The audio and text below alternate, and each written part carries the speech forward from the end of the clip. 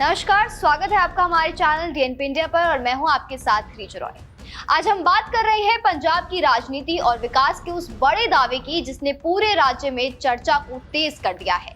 क्या सच में पंजाब बन रहा है रंगला पंजाब? क्या पिछले 4 सालों में हुआ है वो जो पिछले 70 सालों में कभी नहीं हुआ?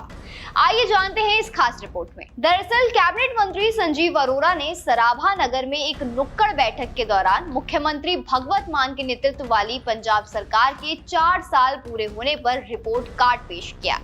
इस दौरान उन्होंने कई बड़े दावे किए और कहा कि पंजाब तेजी से विकास की ओर बढ़ रहा है और जल्द ही रंगला पंजाब बनने जा रहा है। संजीव अरोड़ा ने अपने संबोधन में कहा कि पिछले 4 वर्षों में राज्य ने ऐतिहासिक और अभूतपूर्व प्रगति हासिल की है।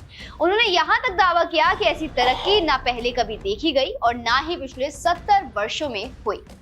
अब सवाल उठता है कि आखिर वो कौन से क्षेत्र हैं जहां पंजाब ने इतनी बड़ी उपलब्धि हासिल कर ली है। मंत्री के अनुसार भारत सरकार द्वारा पंजाब को सड़क सुरक्षा, शिक्षा और कारोबार करने में आसानी यानी ईज ऑफ डूइंग बिजनेस के क्षेत्रों में नंबर 1 राज्य का दर्जा दिया गया है। उन्होंने कहा कि ये पंजाब के इतिहास में पहली बार हुआ है जब राज्य को इन प्रमुख क्षेत्रों में ऐसी पहचान मिली हो।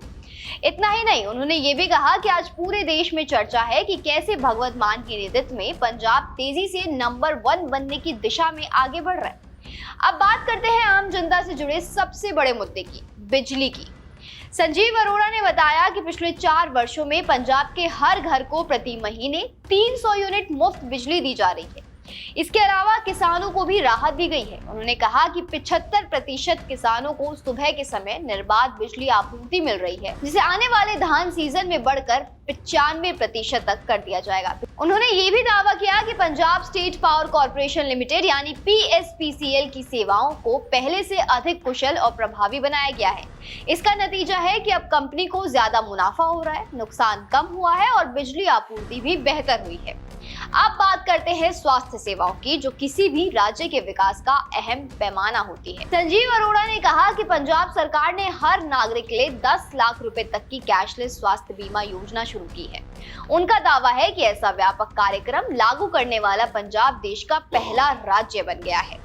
इसके साथ ही महिलाओं को लेकर भी एक बड़ा ऐलान किया गया। उन्होंने कहा कि मुख्यमंत्री भगवत मान द्वारा घोषित योजना के तहत जल्द ही राज्य की महिलाओं को हर महीने 1000 से 1500 रुपए तक की आर्थिक सहायता दी जाएगी।